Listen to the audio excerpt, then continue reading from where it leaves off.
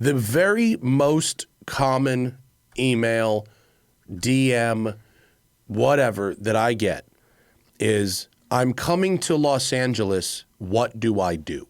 The main topic today is the list of top car things to do in LA. What's up, everybody? Welcome to the Smoking Tire Podcast. Today's episode is brought to you, as always, by Off the Record. We love Off the Record, and you should too, because they are here for you. I just had to recommend Off the Record to somebody on the Smoky 600.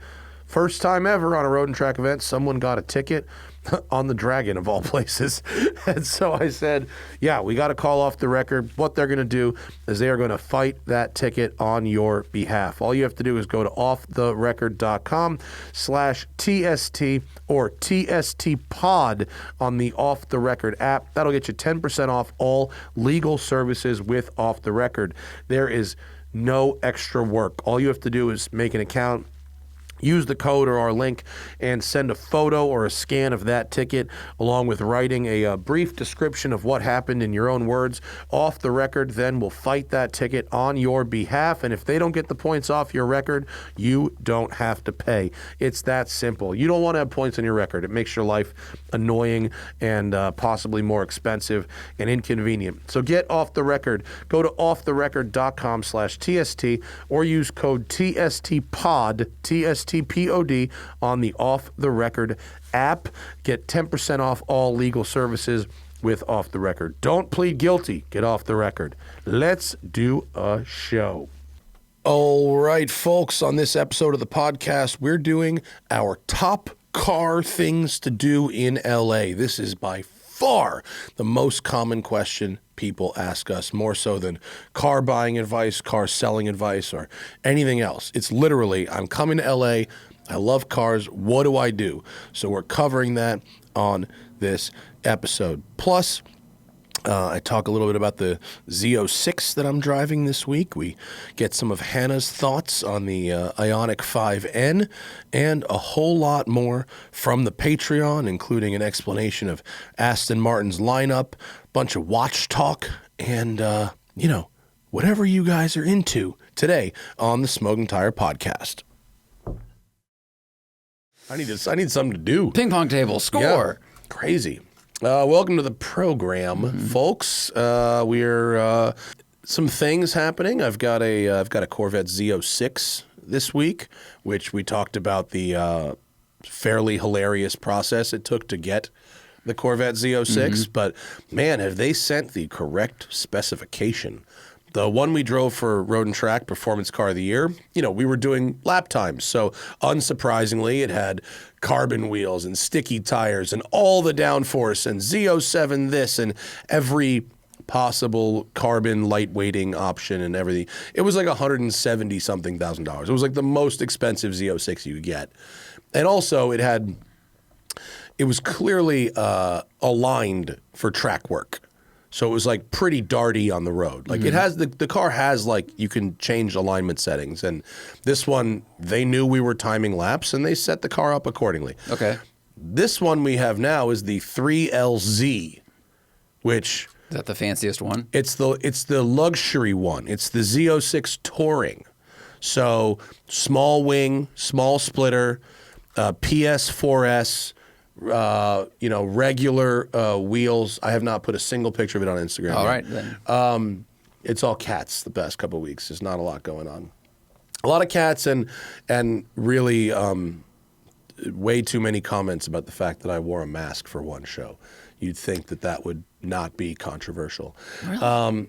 Yeah, no, because the freedom people who wanted the freedom, they were saying they wanted freedom to choose whether to wear a mask or not. That's not what they meant. Right. What they meant was, I want the freedom to tell everyone else to not wear masks when they're sick. Nobody should wear a mask. Because if I'm in a room with you, right, and I'm feeling sick and I wear a mask, I'm virtue signaling. That doesn't make any sense. Makes no sense. But if you're in a certain world, it makes all the sense because you're a free thinker. Yeah. I don't have the energy. Yeah. I don't have the energy. I didn't want to get a cold. I didn't get it. You didn't get it? Yeah. Yeah. Condoms are a conspiracy. Don't listen to your father, the doctor. From Big Rubber. Don't listen to your father, the doctor, about whether masks work or not. Or like every hospital don't. in the world where they wear masks, Stupid. because they're just dealing with everything. Normalize wearing a fucking mask when you're sick because it's the considerate thing to do. Anyway, look how many comments that fucking dumb screenshot of the podcast has. Just fucking hover on that.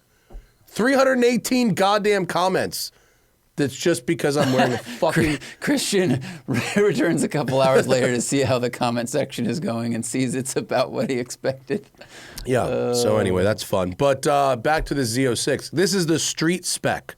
Regular PS4S tires, regular wheels. It does have carbon ceramic brakes, full, extended leather interior, small wings and splitters, nose lift, street spec. And man, what a delight.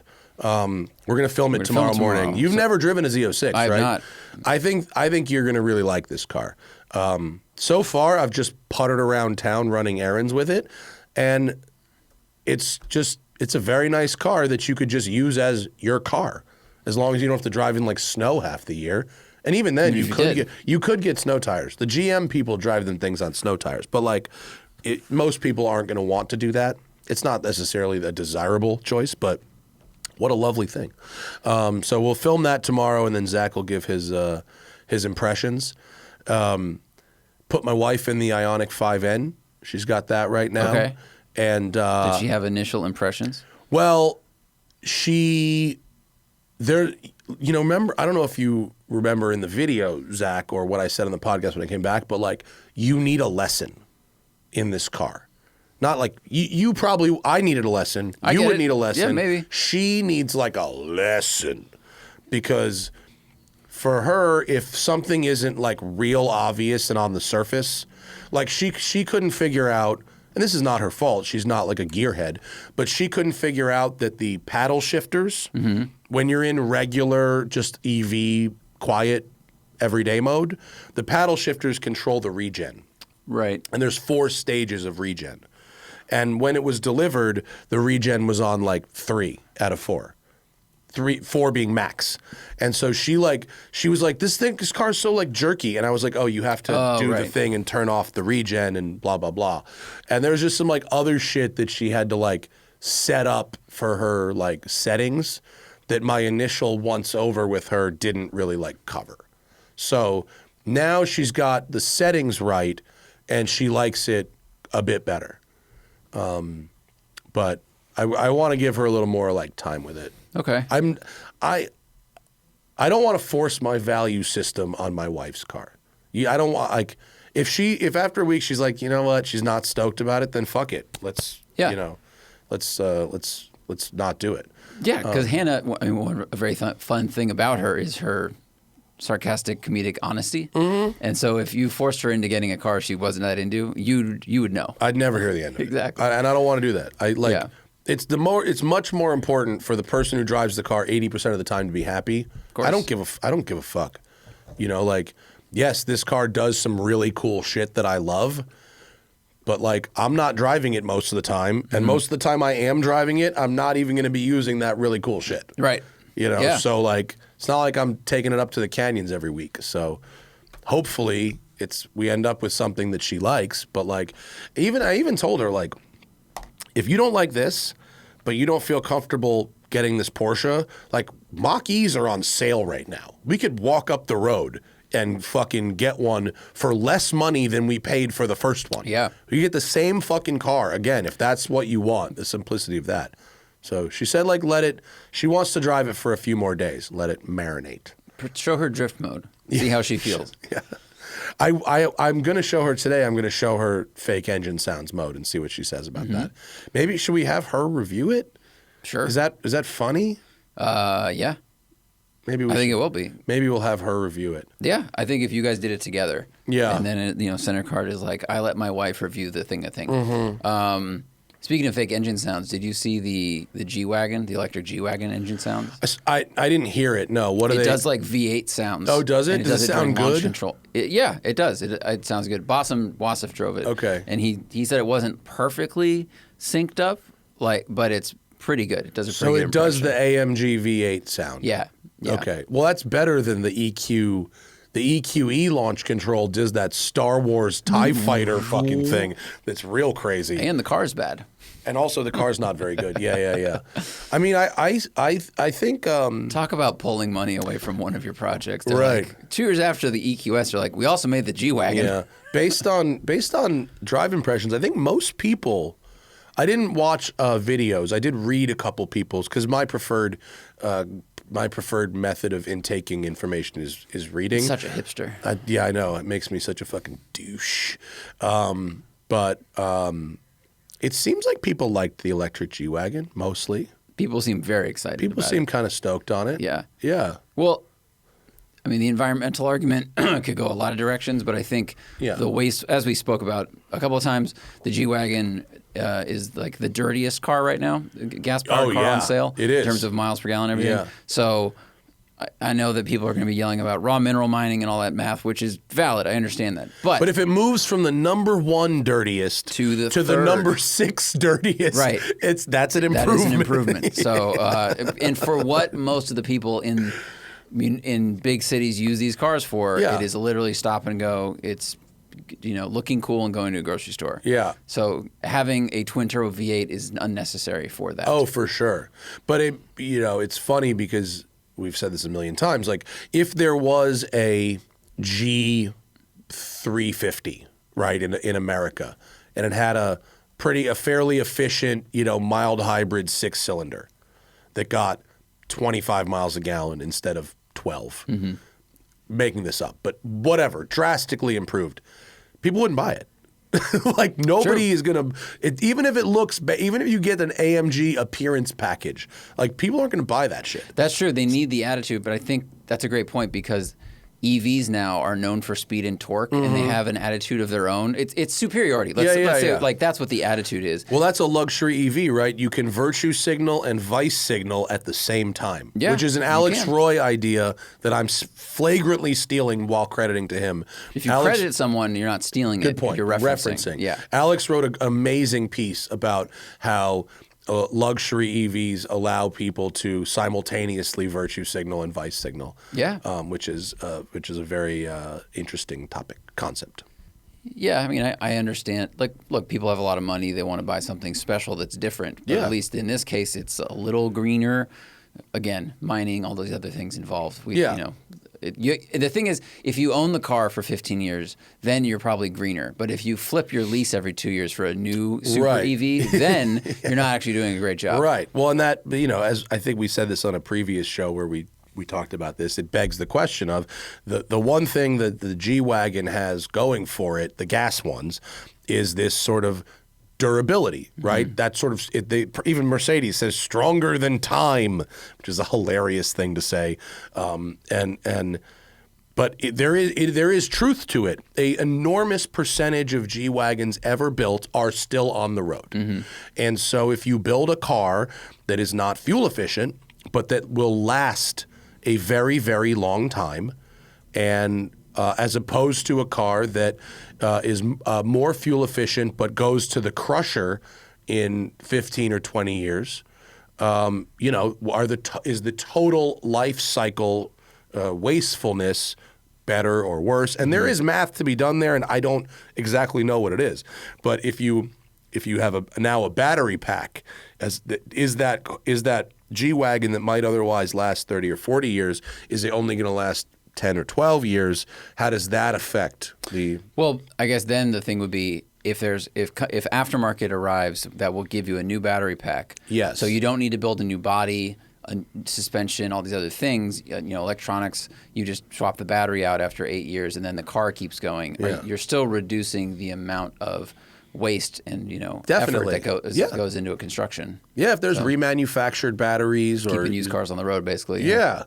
And as we've discussed on other shows, the higher end EVs that have the sort of thermally managed packs with their own cooling and whatever, like those batteries are lasting longer than people initially expected them to, which is good.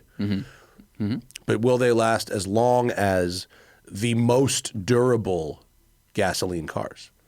Which is a question. Well, I think also the question, like, to define last, those gasoline cars, especially some AMG products, will require maintenance and parts replacement. Oh, for sure. So it's like dollars spent, resources in and out of each. Like that would be the challenging math. Right. But cars that are made well and are also enthusiast owned and somewhat collectible, meaning 911s, meaning many Ferraris, meaning some BMW M cars, meaning G-Wagons, right? A G-Wagon, even a cheap G-Wagon, is going to probably be bought by an enthusiast and kept up reasonably well, right? Look at our friend Sarah's car that we used in the shoot. Right. That thing was like pretty beat by G-Wagon standards. High miles, though. High miles and enthusiast owned and run and maintained, right? So those, if it's got yes, it has to be serviced, and yes, it has to. Where was I going with this? It will be kept on the road and running well for a very long time. I think I'm talking in circles now.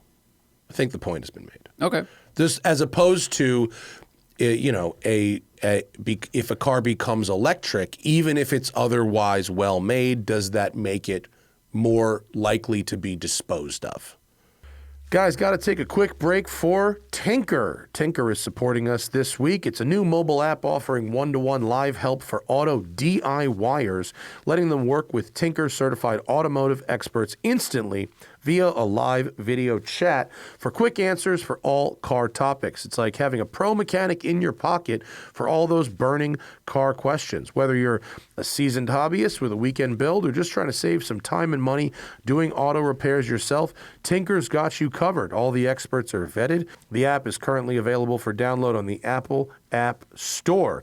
Tinker is amazing. I would never want to work on a car at all without someone looking over my shoulder, telling me what to do, what not to touch.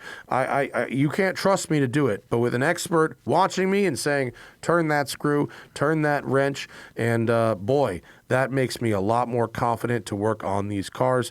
We're trying to fix Hannah's Nissan Pal right now, and Tinker is helping me out the whole way.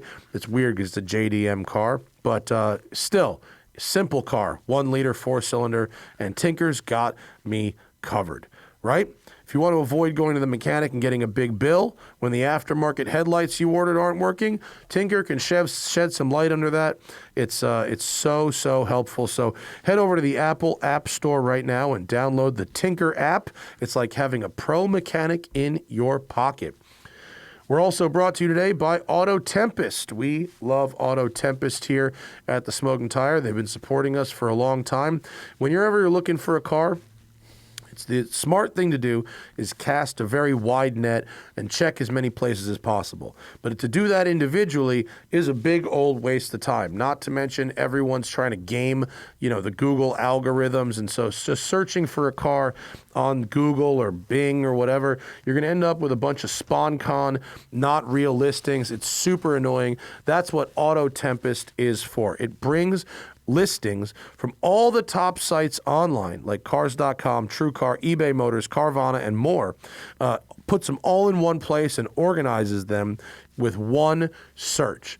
Rather than have to search a bunch of sites separately, the AutoTempest search is able to search all the sites faster than you could search just one. You can set your filters. It's very easy. It remembers what you were searching for the last time you come back. And AutoTempest even includes results from Facebook Marketplace and Craigslist nationwide, not just in your local area. AutoTempest has all the cars with one search. So head over to autotempest.com/tire now so they know we sent you. That's autotempest.com/tire and start searching for your next car. Right? Because even in a beater G-Wagon, the odds are it doesn't need an entirely new engine. Odds are. Right. It even needs to be serviced, but the risk is, of course, if an electric G-Wagon needs a new battery pack and that somehow totals it.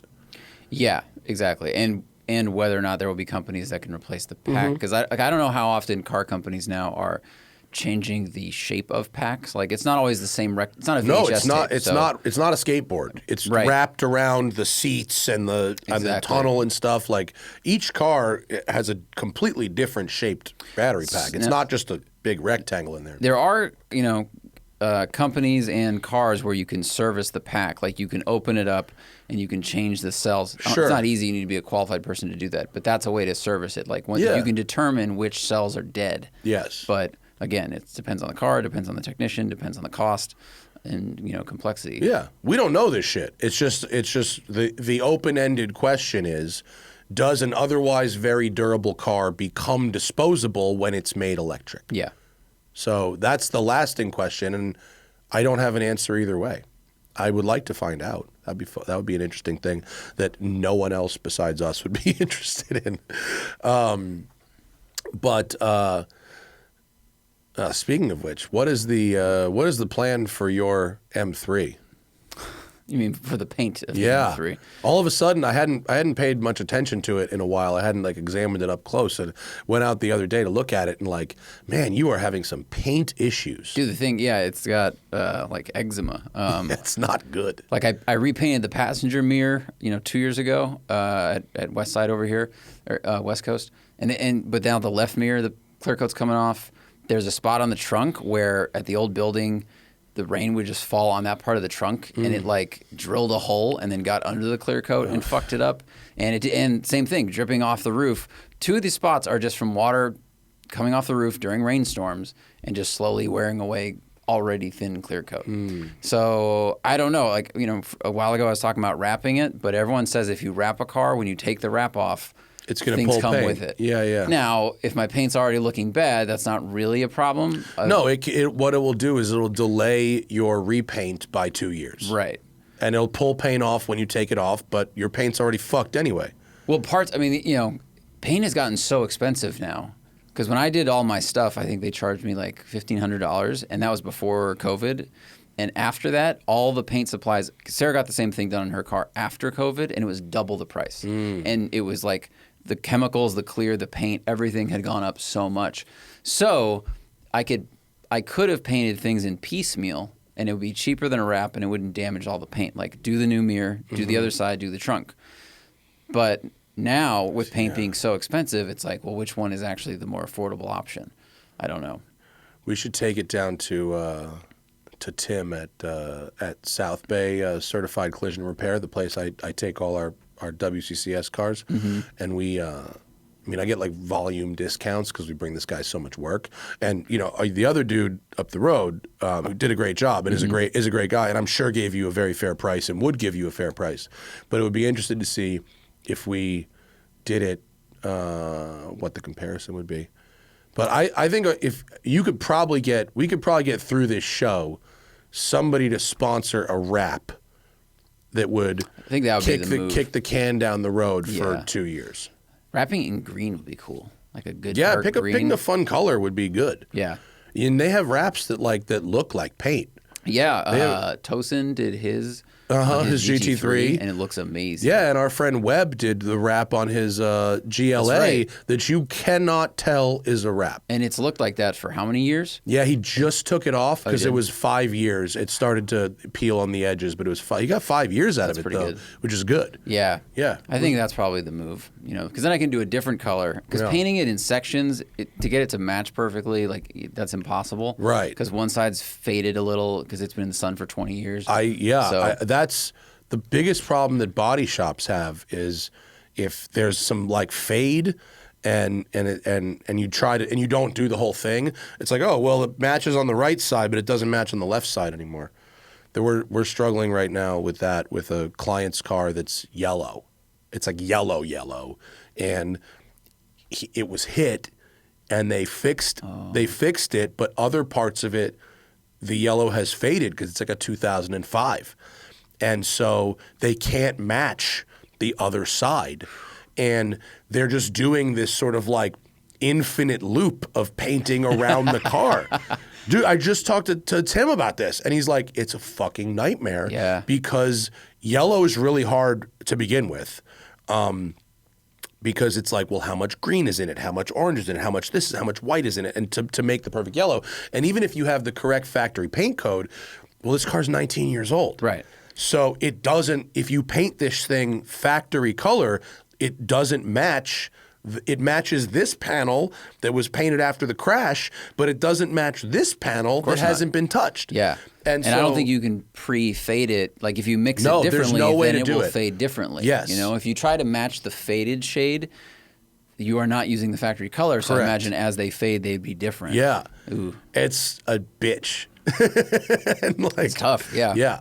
And so it's very, very challenging to match. It sucks because, embracing the patina and as the cars fade, like that's kind of cool, but mine just looks like clear coat coming off. It's not like an even road wear. Yeah. So it just looks like shit. Right. Basically. It's not great. It's not great.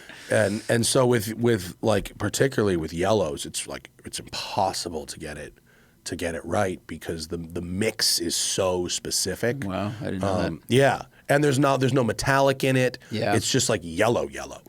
A metallic yellow would be. Even Lamborghini doesn't do that, right? Yeah, no, Lamborghini does. Lamborghini's yellows are metallic. Really? Yeah, I know they're oranges. I can't remember the fucking name of the color, but like the main Lambo yellow is a metallic. Okay. The modern ones. Like there was that yellow Countach that Larry detailed that sold on one of the sites. That's a non-metallic, and it was fucking garish. It was brutal. But like the Gallardo and the Huracan yellows, yeah, those have metallic in them. Okay. Yeah. So that I need my list. You got a list? I got a list. This is one the very most common email, DM, whatever that I get is I'm coming to Los Angeles. What do I do? Which you want to drive fucking Spike Ferriston nuts? If you want to drive Spike Ferriston insane, ask him LA tour guide shit. I'm coming to LA. What do I do? He will lose his mind. Is that not what he wants to spend his time doing? Fuck, he hates it. He openly hates it. And I don't openly hate it. I quietly hate it. I will either ignore the emails or I'll just like reply like two things. But we're doing this show. The main topic today is the list of top car things to do in LA. And it's a question we've received for years. Over a lot of times. Over. Even if we've covered it on shows before. So now, after this show airs, if someone asks us, we're just going to send them a link to this show. Yeah, and I'm also going to copy. I'm going to make a copy pasta as well, so I can write this list in an email and just. And my list is exclusively ongoing things, meaning there's lots of cars and coffees and stuff, but it's like this one's the first Sunday of the month, this one's the first this one's the first, this one's the third this. We can't possibly cover those. They're always changing. So I made 10. How many do you have? Guys, got to take one more quick break from the show because we are brought to you today by Delete Me. Delete Me is a great idea, right? It basically helps you remove unwanted personal information online. And everyone that's listening right now has either been spammed, gotten robocalls, maybe you've been harassed by someone, maybe you've been scammed or an attempt at a scam. Our personal information is everywhere on the internet, making us very easy targets, but we can all protect ourselves and get peace of mind with Delete Me. And if you've ever wondered how much of your personal data is out there, it's more than you think. Your name, your contact info, your social security number, home address, etc., etc. It's all being compiled by data brokers and openly sold online. So anyone at the web can get your private details. This can lead to identity theft, phishing, harassment, and most visibly, perhaps, spam phone calls. But you can protect your privacy with Delete Me. Right? Delete Me finds and removes any personal information that you don't want online and makes sure it stays off. It's a subscription service that removes your personal information from the largest people search databases on the web and in the process helps prevent potential ID theft, doxing, phishing, etc. All you got to do is sign up and provide Delete Me with exactly what information you want deleted, and their experts take it from there. Then they'll send you regular personalized privacy reports showing what info they found, where they found it, and what they removed. Delete Me is not just a one-time service. It's always working for you, constantly monitoring and removing the personal information you don't want on the internet. They do the hard work of wiping you and your family's personal info off the web. It is real good. Your personal profile is no longer just a commodity that is a data broker out there to sell. It's great. It's the best. Take control of your data. Keep your private life private by signing up for Delete Me, now at a special discount for our listeners. Today, get 20% off your Delete Me plan when you go to joindeleteme.com. That's the website, joindeleteme.com/tire, and use promo code TIRE at checkout. The only way to get 20% off is to go to joindeleteme.com/tire and enter code TIRE at checkout. That's joindeleteme.com/tire, code TIRE. And now, let's go back to the show. I made 10. How many do you have? Well, I wrote categories last night. So it's like roads, food, random activities, car stuff. So mine's a little bit more of a shotgun approach. But so if you don't ever plan to come to Los Angeles, you can pretty much turn this fucking show off or fast forward for the next half hour until we get to the Patreon questions. But it helps us. And it helps. No, a lot. This is literally the most common question I get. More common than what car should I buy? More common than what do you think about this? It's I'm coming to LA. What should I do? So this is the show where we fucking tell you. What do you do? So Denny's for breakfast. Absolutely. Obviously. Absolutely Denny's. Solid, but all mine are car things. I don't have other things. People ask about restaurants and shit, and I send them the list of the LA Times 101 best restaurants in LA. That will be in the copy pasta. I have a few restaurants, but this is car things. Too many. Car podcast, car things. So where do you start? Well, roads. I think one of the most frequent questions is where should we drive? Yeah. And for me, it's how far out of LA do you want to go? You need to either go to Angeles Forest, and then the route I like that we drive all the time is you take Big Tahunga to Angeles Forest to Upper Big up to the crest. Yeah. I don't like taking the crest from the bottom. There's a lot of turnouts there. You can take a lot of photos, but it's busy. There's cyclists, there's hikers, all that shit. And I think the road itself, it's really fun, but it's so long. The fun part starts at the top half. And I really like Angeles Forest. I think it has a wonderful second, third gear rhythm, like a slalom to it. And then you go to Upper Big, which is like a fast open road. So you get more variety going that way. I didn't get that specific. One of my 10 is drive canyons. I mean, that's it. I went specific because people go, where should I drive? I'm like, here is exactly where. Yeah.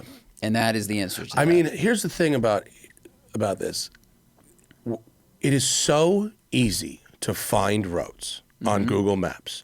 You just zoom in on where the mountains are and look at the squigglies. That's it. There's literally nothing else to it. And so that's how I find good roads, and that's how anybody can find good roads. There is zero proprietary knowledge there. So Angeles Forest or Malibu, find squiggly roads and then go drive them. Mm-hmm. So that's one entire category for me. Okay. Rent a fun car from Turo or Enterprise Dream Collection or one of the local exotic esports. I mean, Turo in LA is great. Yeah. Because there's a lot of enthusiast cars here at all price points. Everything here. I mean, you can rent a 50s whatever all the way to a new Ferrari. Yeah. So rent a fun car, go drive canyon roads. Okay, that's fairly obvious, but it's number one on the list for a reason. Okay. I then have car meets as a whole category. And so there's actually a website, and you can pull this one up. It's called SoCalCarCulture.com. I'm not affiliated with them. I don't know anything. And it is a list of published, just go to the events one there. This is like a fucking GeoCities website from 97. But scroll down.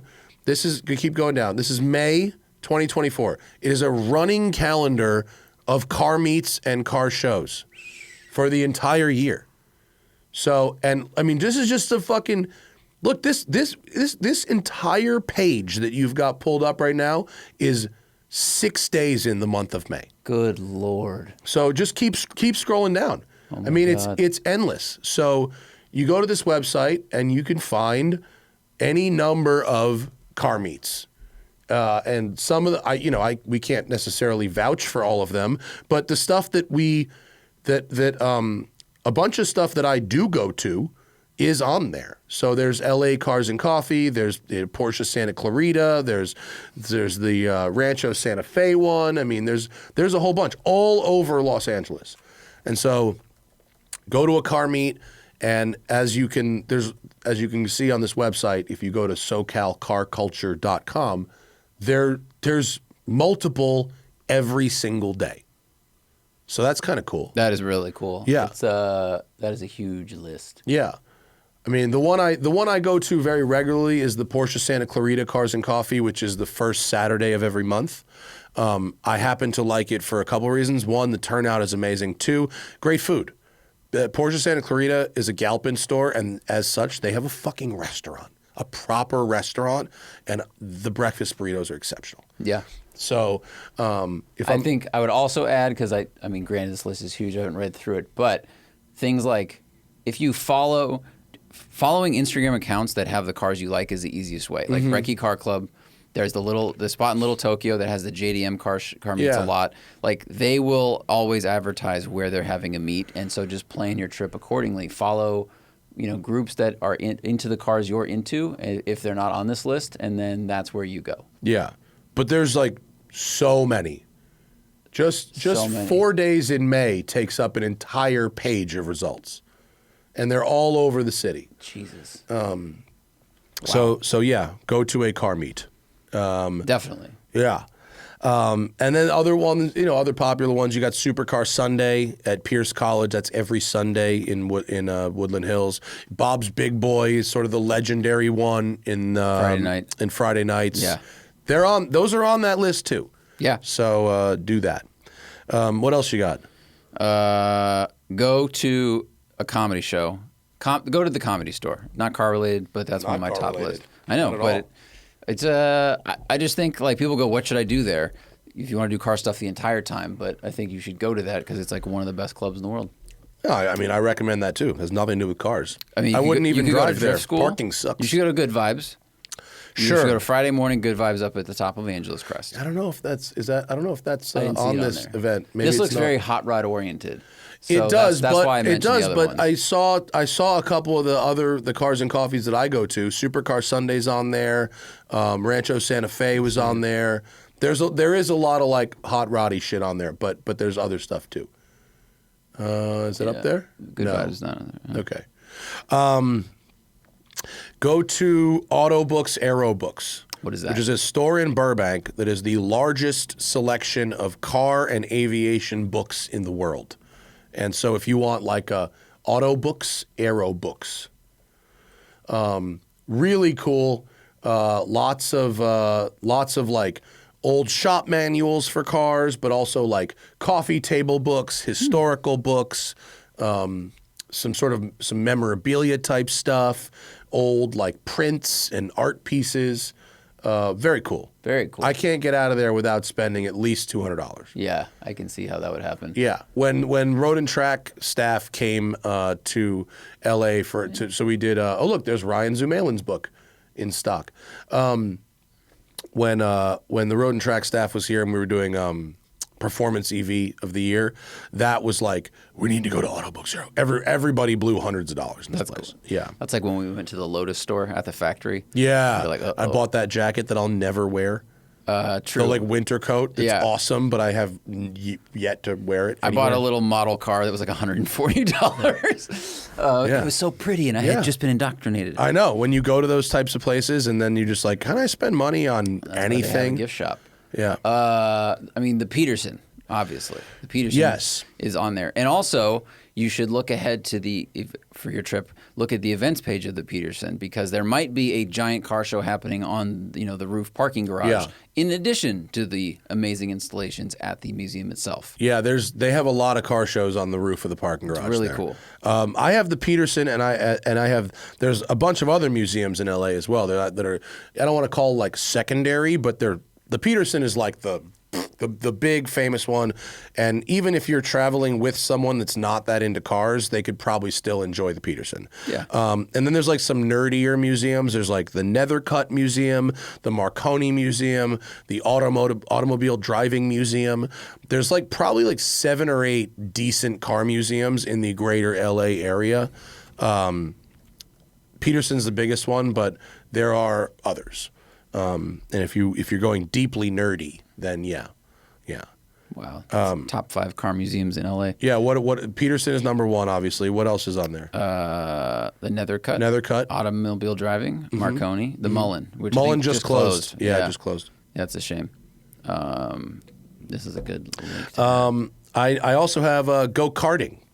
LA does not have an exclusive on karting by any means, but there's multiple K1 speed locations for indoor karting, and Willow Springs and Fontana Auto Club Speedway both have excellent outdoor karting facilities, as does Adams Motorsports Park in Riverside. So you got to drive a little further.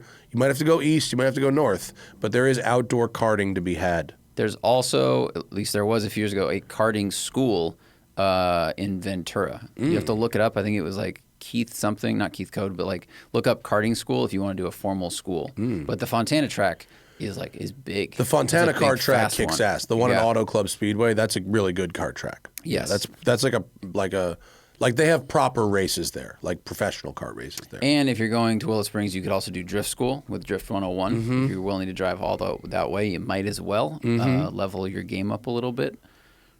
That was on my list. I also have PECLA, Porsche Experience Center. They have price packages that range. You can do a pretty affordable one, a couple $100 in a 718 Cayman or Boxster. You could do a very expensive package in a GT3 RS. They actually have, I was there yesterday, they've always got cool shit on display. They have an excellent restaurant. I mean, the restaurant, like the lunch I had there yesterday was like proper, really, really good. They have a great coffee shop. They have good retail. So that's worth a visit, Porsche Experience Center. And the last thing on my list is Beverly Hills Car Spotting. Really go. I mean, it's not, but like go shopping on Rodeo Drive and just look at the shit that's driving around, because it's pretty absurd. It is, especially Rodeo Drive. The stuff like it's just like the movies where it parked in front of what's the store that always had a yellow Bugatti in front of it? That's the Bijan, and it was also like to advertise that store. It's the owner of but the it's companies. It's there, and there's Ferraris all over the place. Yeah, you also see that you could go to Malibu for lunch one day, and you probably see like multiple Ferraris drive by and Porsche stuff and everything. Yeah, I mean, drive the PCH and the Malibu roads on a Sunday and post up somewhere and watch the world go by is pretty amazing stuff. Yeah. That's where it's you. If you're from, the Midwest or somewhere that's just, let's say, less metropolitan, you'll be pretty shocked at what people are just driving around. Yeah, it's crazy. Yeah. Even I mean, we get a little jaded, but even so, you see that and you're like, oh, that's just someone going to the store, like in a 296, or whatever. Yeah.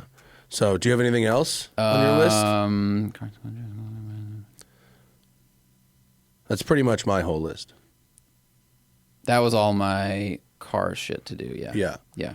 And as far as like specific roads go, literally, we use all of them. Like we have different ones. They're different. They're for different reasons. But if you look at a map, just go to Google Maps and just type in Angeles National Forest, please.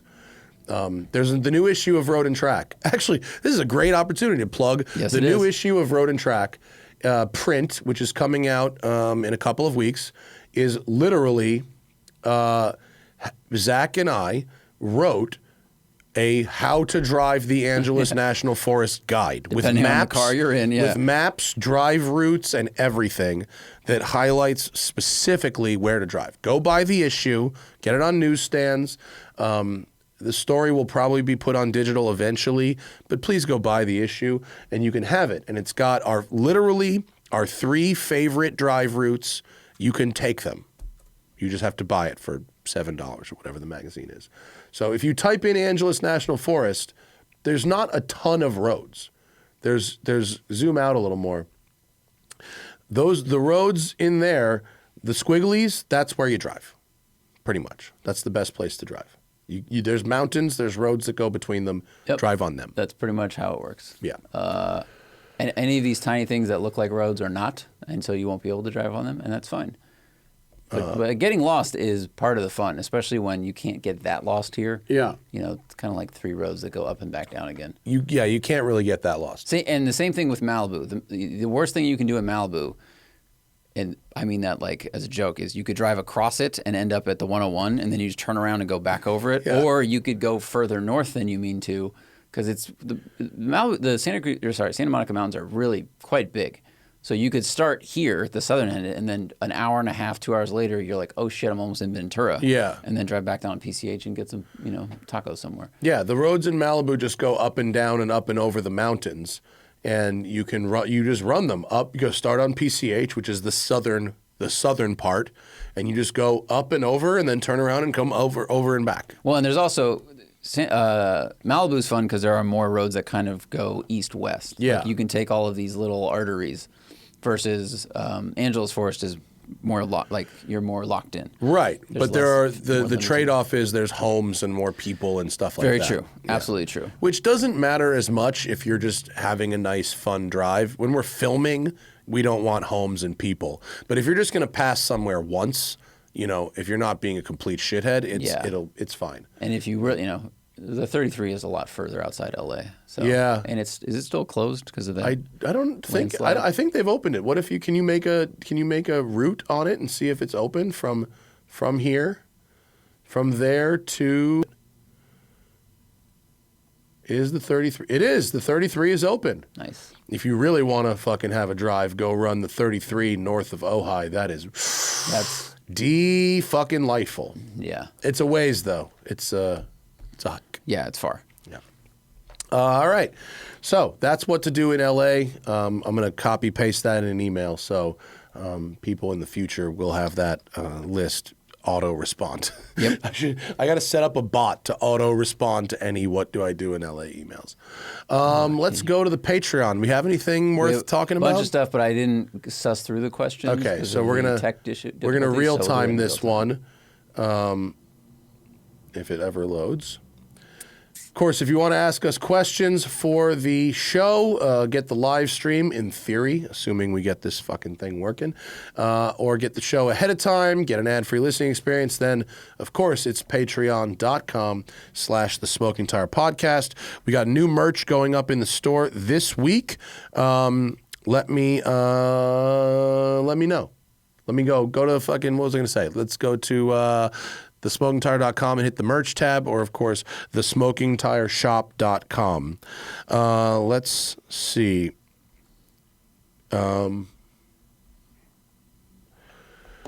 Let's see.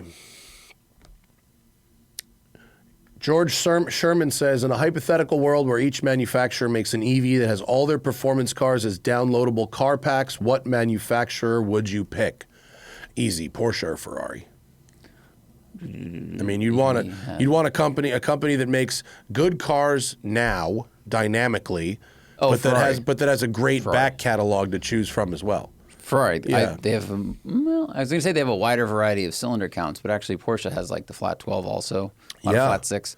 Yeah. But yeah, or BMW's. Say Porsche or Ferrari. Yeah, I'd go Ferrari. Yeah. Flannel Bob, what car has the best sounding induction noise from the outside and from the cabin? I'm going to say Lexus ISF. Oh, in the cabin. In the cabin? That car sounded amazing. I liked it. And then I got outside of it and I went, where'd all the noise go? That engine does sound great. Induction noise specifically. Mm-hmm. I think the induction, because it has that pipe, the induction of ISF is better than the exhaust. Porsche Spyder RS. That's a totally unique sound that I've never heard from any other car. Really, really amazing. And it fixes all the things that could be considered negative about GT4 RS. Oh, okay. from outside the car, E46 with a CSL airbox, that sounds pretty cool. The problem is usually if someone gets that airbox, they have some stupid exhaust on the car too that fucking ruins it. I think one of the Vorsteiner guys that we met at Goodwood offered me the box. So I think the next time I smog my car, I should get the box afterwards. Yeah, you should. Ivan Capote says, what car's refresh made the car worse? So where did the original... where did the original car or a previous generation of the car, when was that better? I'm going to go with my Countach QV to Anniversary. And admittedly, there are some mechanical improvements with the Anniversary that are said to have improved the driving experience, but aesthetically, definitely worse. Way worse. That's one of the worst for ones. Exterior refresh. Or Ferrari 512 TR to 512M. The M is the best performing Testarossa variant, but it's substantially uglier than the regular TR, if you ask me. The 599, what was it? The TF? Oh, TDF? TDF? Yeah. Like, that thing looked worse. I know it had more vents and all these things, and also it was supposed to be really sketchy, a lot twitchier handling-wise. But I just think they took a car that looked really great and smooth, and then they added a bunch of racy stuff to it. Sure. Joe says, is painting a car a rare color stolen valor? Like if I were to paint a Cayenne diesel in Frozen Berry or Ruby Star? No. Absolutely not. No. Absolutely not. I think you should paint a car any color you fucking want. Yeah. Yeah, no. Just don't paint war veteran on the side if you're not. That's stolen valor. But, color doesn't matter. Yeah, and paint a car. If you like a car from one OEM and you want to put it on a different car, go for it. Who cares? I mean, the only thing, I don't think there's an appropriate stolen valor metaphor for painting a car, but like trying to pass off aftermarket stuff as factory is probably as close as you, like if you forged paperwork saying this car was painted at the factory in this color. Yeah. That's probably the closest to stolen valor. But just going like, I like this car, I'm going to paint it in this color. Like, yeah, go for it. Yeah. Have fun. Oh, this is kind of interesting. David Tucker says, you're a Chinese company looking to sidestep recent tariffs by reintroducing a defunct American brand and building a factory in Mexico. What brand do you bring back? Eagle. I mean, they said AMC. But yeah. I would go, Pontiac. Oh, yeah. Well, GM wouldn't let you do that, I bet. It has to be like a brand that's the Yale. I think it's got to be dead. How about Yale? I think. That'd be for the Yale. That's right. If you went to the list of closed companies, there'd be hundreds. Yeah. It'd be like so many companies. Harrison Bicycle Works from the 1892 Packard. or something. You could probably I'd go old brass era. Get Packard's a good one. Duesenberg. So because you're sneaking in under the guise of luxury. You're like, this is the brand that everyone knew. Yeah, you got to go Gilded Era shit. That's true. Yeah, I'd go Packard. Yeah. Chappie went to Bluey's, which is my sister-in-law's place, and it is good. Yes, the breakfast burritos are exceptional there. Did we talk about in the Patreon that the LA tourism thing was going to be the topic? Yeah. They did. Oh, yeah. We did. Okay. I said we're finally doing it. All right. Tough Ode says, is there any good pizza in LA reminiscent of New York City, New Jersey style pizza? Yes, there is a bunch of New York style pizza now. The one I like is Vito's in Santa Monica. I haven't been there. Fucking great. It doesn't transport well. You don't want to. It takes their delivery. The Uber Eats or whatever sucks. So you got to go there and get it and eat it pretty quick. Someone said that about a place called Joe's in Santa Monica. Yeah. Disappointing. Oh, the pizza was disappointing. The pizza was disappointing. Okay. Yeah. There's a place by my new house called Mike's New York Style, and to walk in there, it is a perfect New York pizzeria visually, and I think they do a pretty goddamn good job actually. So that one holds up a little better to delivery to my house. But yeah, when I first moved here in 2009, there was truly not great pizza or bagels in LA, and both of those problems have been since solved. Yeah, they figured that water thing was bullshit. Oh, at the just the thing Brooklyn about bagels? Importing the water. It's like they don't need to do that. Oh yeah, They don't. Your bagel costs $1,000. Yeah, Not gonna no, ship it's water. they just brought in people that knew how to make bagels. You just make the water with the similar chemical properties and close enough. Yeah, and how you to could make put the bagels. additives in water if you wanted to change them. Well, there's that place over, is it right by the airport, Brooklyn Bagels, and they have a crazy water system that, changes it to close to, Those bagels are so good. Yeah. Fucking original Brooklyn water bagel, that is a straight New York bagel. No fucking around. And that place in Santa Monica too, New York Bagel and Deli. When I went in there and the guy who's like super New York guy who runs it, I was like, oh, I'm from New York. He's like, where? And I go, Westchester. And he rolled his eyes at me. I was like, I'm definitely in fucking New York Bagel. Like, we're in California and Westchester's not New York enough for you. Like, the bagels were so good. Jared says, can you walk through Aston's lineup? Aside from the DBX, from the outside looking in, an uninformed could see roughly the same coupe. Well, they have 3 cars. They have the DBX, the DB12, and the Vantage. Yeah, and the Vanquish coming out soon. Yeah, but no one's really seen that. No, they haven't. I'm just saying it'll be added to the lineup. I mean, so Aston has this rule of proportions of how they build cars, right? It's the rule of thirds. And that's why their cars tend to take on similar shapes. And, Just pull up pictures. So like the 2 sports cars, one is a 2+2 and one is a 2-seater. And then you have a 4/5 seat SUV. I mean, that's their whole lineup. Yep. It's pretty small. Yeah, it's like Chrysler, but the cars are good. I don't know if the question implied we should talk through it like historically. I don't know either.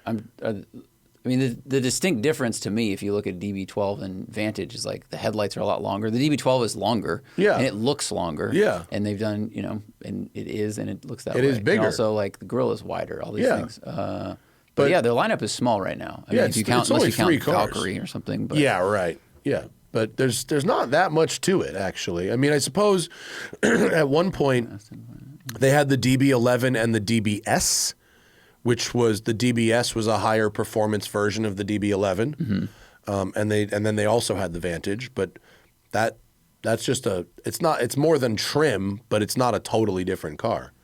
But yeah, they have 3 cars. I think. Oh, and they said to the uninformed they could look the same.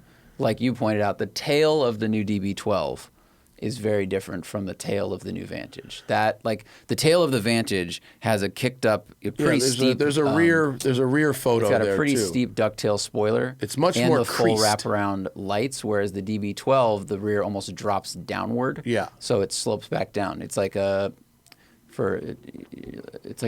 mirror of the front in a way. It's a bow that's being bent over a middle point, whereas the Vantage, flares up in the back and looks kind of more traditional sports car. Yeah. Yeah. They do have, their front engine, rear drive, the sort of similar proportions, but the Vantage is a lot smaller than the DB12. Yeah, and it looks. Someone pointed this out when the last Vantage came out. Like the front looks Porsche-ish, 911-ish, because of I think it's the length of the nose and the steepness required to make that hood pedestrian safe in Europe. The headlights are now round ovals. I mean, they're not the same as a 911, but they're 80-70% when you look at it, like this little angle. So, yeah. I'm not sure I see the 911-y, but I just mean in the headlight alone. Sure. Okay. Yeah. All right. Let's see. What restaurant? I don't know the answer to the garlic bread question. Me neither. Killing time. Are we considering another watch party at WCCS for future Canyon releases? Yeah, sure. Don't see why not. It was a fun time. I enjoyed it. Aaron says, from a driver's perspective, what is better for living, San Diego or San Francisco? I gotta say San Francisco. Oh, from a driver's perspective, it's got to be the Bay Area. The roads are great all over the place. You've got Sonoma and Laguna and Thunder Hill. I mean, if that's your selection of racetracks, that's the best in the country. And the roads in the hills to the west and the east are all really good. And the north. Every single direction you drive out of San Francisco. San Diego, on the other hand, is pretty hard. There's not much to film down there. There's like Palomar Mountain, which is further north. I mean, I've filmed stuff around there, and when you zoom out and look east, it turns to open desert really quickly. Yeah, there's San Diego's, by all accounts, a very nice place to live, but specifically car themed. Yeah, I would have to go San Francisco. I agree for sure. Well, Aaron has like 5 questions there. We answered one of them. Yeah. Haley says, would it be considered a faux pas to lane split at Monterey Car Week to get to events faster? That is a very good question, and the answer is no. Except, asterisk, Haley, lane splitting in Monterey Car Week in a fucking bagger would be pretty fucked up. If you're lane splitting in like a Vespa or a small motorcycle, I would say 100%, and you would that could be considered a life hack. The smartest thing I ever saw a car journalist do was Dan Neal. Yeah.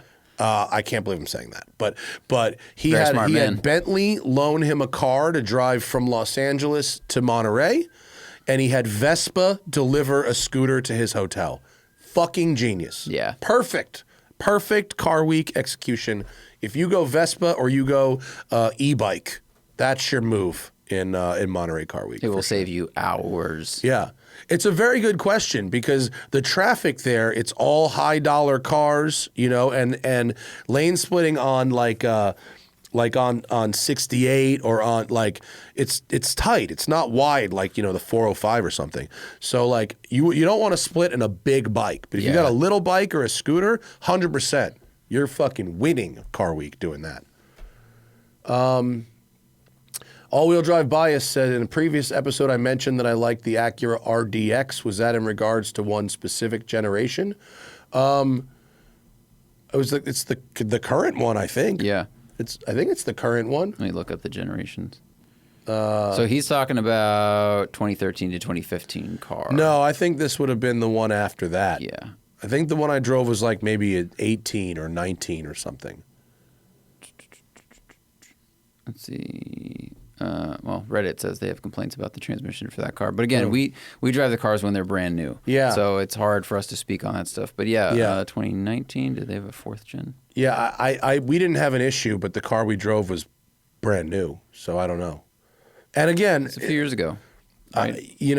Acuras in general, they're with the paddle shifters, the only complaints I really ever have about these cars is the downshift response in the paddles. Say TLX Type S, MDX Type S, all of those cars, they're great for just daily driving shit, but they don't quite hold up to the level of sportiness that would bring them to the next level of like a German. They don't need to. I mean, even the MDX Type S, it was like a big SUV. Yeah, it's but fine. What we like, I mean, their seats are great. They're supportive. They're comfortable. They're awesome.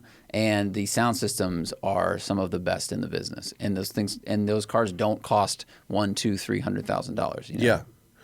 Toblerone Malone, will there be a Lamborghini Revuelto press launch anytime soon? Yeah, it's going to be mid-late summer at probably Thermal. That's usually where Lamborghini does it. But we're on the list for such things. Well, I'm sure we'll hear when that is the deal.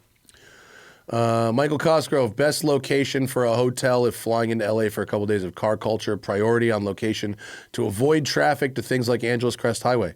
Oh, Pasadena. Pasadena. Pasadena is a nice, chill place to be. You can walk around a lot of areas. It's pretty quiet. Yeah. Yeah. Pasadena, for sure. Thomas E. Favorite non-AMG Mercedes? G-Wagon. G550. Yeah. Yeah, G550 is an excellent vehicle. Yeah. Dre in Houston, have you considered going on tour for fan meetups? We've considered a live podcast tour. It's one of those 7 things that's on the table, but it requires a lot of planning and other stuff, and we're pretty busy over here. I would love to have one person like plan it all, and we could just like show up there. That would be great. But having to personally do the logistics for all of it puts it on back burner because I have like another job.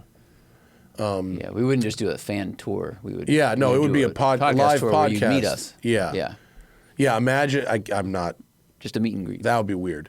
Bad Gardener says Schumacher is selling some of his old watches. Actually, I think they've just sold. Can you pull up Schumacher watch auction results?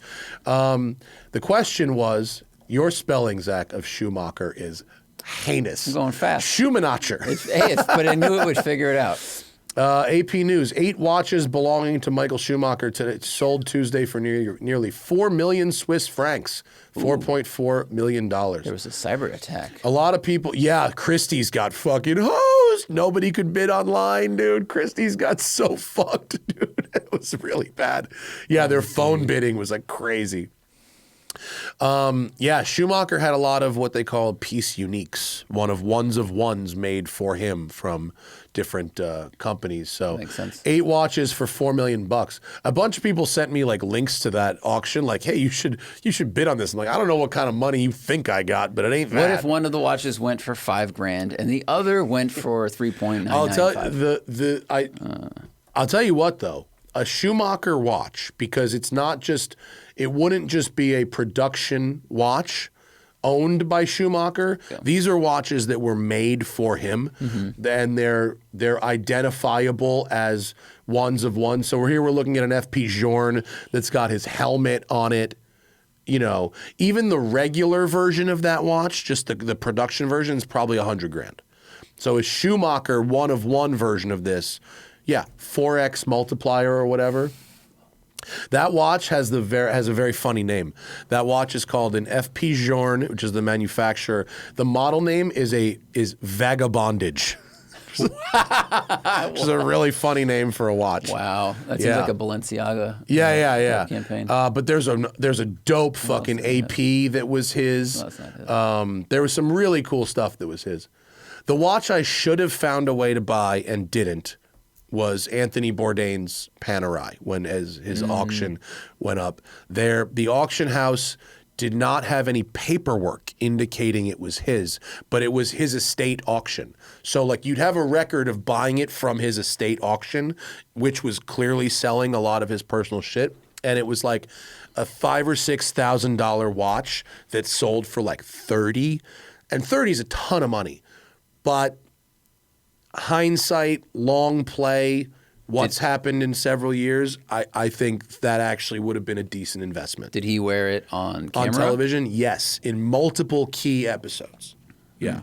Yeah, he did. So you just need to be able to prove that is the watch, right? That's the challenge. Yeah, I mean, he only had one, and that's it. And it you could screen match it. You could match the strap. It was the same make and model of the one he was wearing. Like it was his. Like I didn't really. It wasn't about me being convinced it was his. It would be about me convincing the next person it was his, and that's sort of why it was. That was a little because there was like no paperwork, no nothing, just the watch.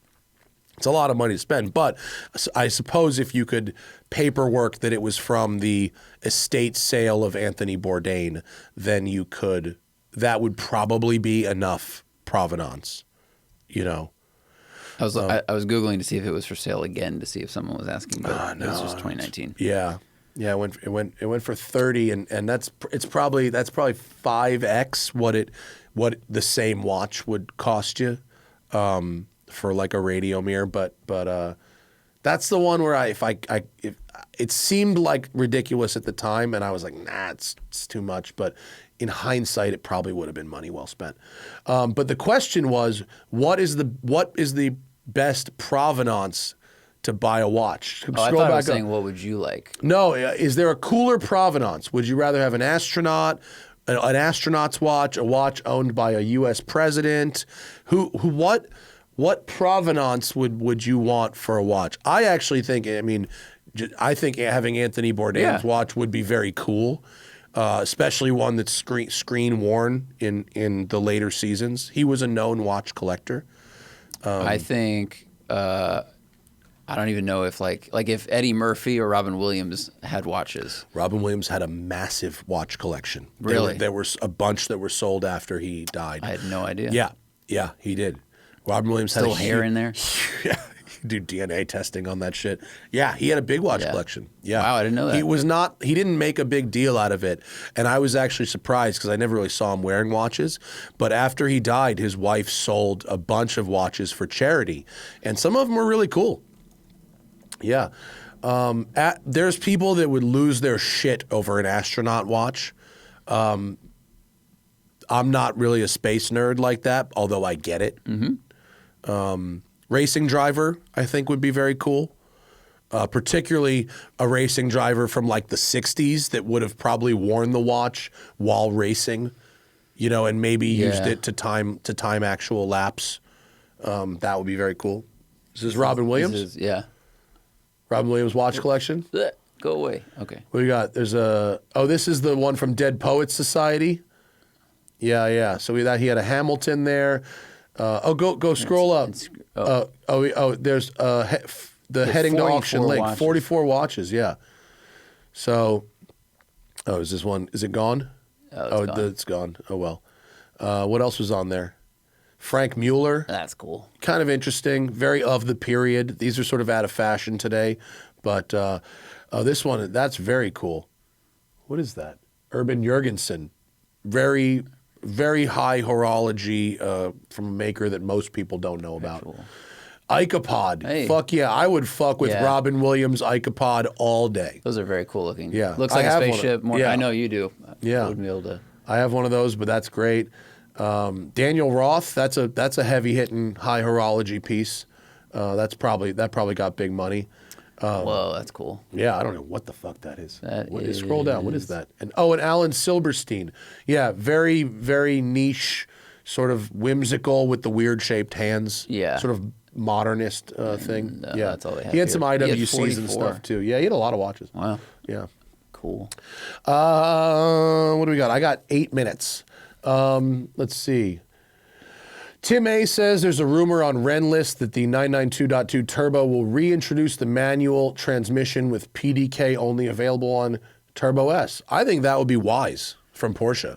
It would, based on the sales success of Sport Classic. Yeah, I mean, they obviously have a manual transmission that can handle the power, which was their excuse in the past.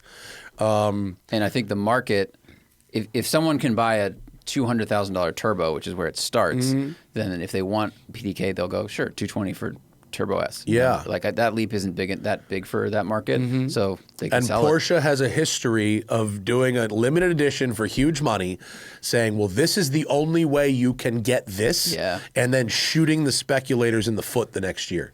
Well, they kind of test the market by selling things. Right. And they go, oh, they really like this. Can we sell a normal version? Yeah. And it won't be limited like the Sport Classic was, but in terms of the experience, it'll be basically it's like the 911R thing all over again. Yeah. See 911R GT3 Touring for this example. Yeah. I would love that. I think that'd be great. And I'm sure that there is a market for 911 turbos with a stick. If it's not engineering limited and it's not emissions limited, then there's absolutely a market for that car. Definitely. And I wouldn't be surprised if the take rate on regular turbos is low. Versus S's? Yeah, I think most people who want a 911 turbo just go for the S anyway. I don't think at that cost, the cost differential isn't all that much, and they're probably not selling a ton of regular turbos. I don't know. Yeah, we'd have to ask the people who know there. It'd be interesting. Just based on what I see around LA and what we see here at WCCS, I've never seen a regular 911 turbo here at WCCS, current gen. But we've got 4 Turbo S's. Someone on Renlist, granted I looked very quickly, said there are more allocations for S's than for regular turbos. Yeah. No, I'm not surprised. Market demand is higher for the Turbo S. Yeah. So if they want to differentiate, I think that's great. Let's see. 3 left. Gunnar says, another watch question. If I were to say air, sea, and land, what 3 watches come to mind? So pilot's watch, a dive watch, and a field watch is really what you're looking at here. I mean, the problem is, and I'm only answering because Gunnar said, Clapman, please answer. I'm like, I don't know enough about watches to know where these separate. I don't know who is known for making, like the Bremont ads. Yeah. Okay, they're always standing next to airplanes. Those are pilot watches, sure. But like, The C, G-Shock. What's going to be work all the time? And your Notice has a 200 meters water resistance. You could dive in that watch. It just feels too nice. Oh, it's definitely not too nice. I know, but it feels too nice. Well, I appreciate give me something that. with digital numbers that is made of rubber, like G-Shock. G-Shock? Yeah. There's a really cool new G-Shock. Search for the G-Shock Manga Edition. Or maybe just Casio Manga Edition. Look at that. That's not a drawing. That's the actual watch. It has the black outline like it's a comic book. Oh, wow. That's the actual watch. The manga theme. $170. Oh, wow. And look at the hand. They made it rough to look like it's drawn with pen. Yeah. Wow, they call these the Cassie Oak because they have the octagonal bezel like the AP Royal Oak. That's the nickname. But it's got analog hands with a digital. The white one is awesome. Yeah, it looks like it's a drawing, but pretty cool. Isn't that rad? Yeah. And look, the date is a caption box. Yeah. Like a comic book caption box. That's pretty cool. I read a lot of comics I'm as a kid. super into those. That's pretty rad. Yeah, I actually like. Did you buy one? No, but I almost did. Because I almost might. Yeah, you should. Sure you didn't. Dude, you should buy one. Yeah, you should definitely buy one. Would you get the blue or the white? I think I do the white. I think the white is what's up. Oh, it says sold out. Look at that on this website. Getting flipped. We'll have to find one. We got to call. We got to call the hookup and get one somehow. What? How do you define a field watch? What does that mean? Like the Weiss watches are field watches. I love that watch. It's a typically fairly plain, legible. Water resistance not really a factor. Thinness. I like all of those. It's sort of things. like the old school military kind of watches are field watches. And I like the shape of the glass a little bit. I'd go field watch would be the Weiss. Yeah, I love it. They make a great field watch. I really like like everything about it. Yeah. For me, like Air and C are pretty much the same. Like a lot of the pilot watches and birds water will disagree, watches. but sure. Right. So fish. Yeah, Air would be the Rolex Pepsi GMT. It's a Pan Am theme. That's a sort of original traveling GMT pilot watch. C would be. I would do the Notice watch, 200 meters water resistance. You don't need the dive bezel because you're using a dive computer if you're going diving, but wear that in the ocean and land. I would say the Weiss 42 millimeter American issue field watch. That's what I wear. I literally wear that when I'm going fucking bird hunting. I make Cameron fucking sweat. Oh, because you're like, I'm testing the yeah, when durability I'm of this ripping thing. off fucking 300 shells a day wearing this thing. And he's like, please wear it. And I'm like, it works. It's good. It's good. So. James says, my convertible has no roof and my hands get cold when I drive it in the morning. Are driving gloves acceptable in this situation? Yeah. Dude, ski gloves are acceptable. I don't think you'd want driving gloves. I think you want like warm gloves. Warm gloves and driving gloves are not the same thing. Get like warm mechanics gloves. Isotoners. You want mechanics gloves? Yeah, but I'm like saying they're insulated. A thin leather glove with like a nice wool or cashmere on the inside. Yeah, that's true. That's that true. would be good. For some reason, and James, I'm sorry. Like I assumed if you don't have a roof, you may not have cashmere lined glove money. So that's why I said you could get some insulated mechanics gloves. But yeah, insulated leather gloves are acceptable when you have no roof. Yeah. Jordan updates on the Lambo, not yet. Last one, Rich B says, I hope one of the new Canyon watches come with a more subdued color choice. I like the design of the last watch, but the mint green and orange were a bit bright for my taste. We have two new colors coming. One is a little more conservative. One is a little more aggressive. I think people who are looking for a more conservative color will be happy with our choice. It's still fun. It's still... it's not boring, but it's not something that's going to draw attention from across the street. It's red. It's got small hands. Yeah. It's got Schumacher's face on it. And his real question was, will the 4-cylinder Caymans ever come down in price to the lower 30s like earlier 6-cylinder Caymans have? I mean, probably. Probably, yeah. Yeah. They just need to get older and more busted up. Yeah, probably. Once shit starts going wrong and they have really expensive maintenance, that's usually when things get cheap. Yeah. But, if Porsche stops making gasoline-powered Caymans, then they're going to hold their value for longer, better. Yeah, true. Because there will always be a market for those. Yeah, but I think there's so many 6-cylinder ones that that market will float longer. Yeah. Yep. Okay. I got to go, folks. I got another podcast I got to do from my office right now. But thank you to our patrons for these great questions. Thank you to everyone else for listening. And we will see you next week. Bye.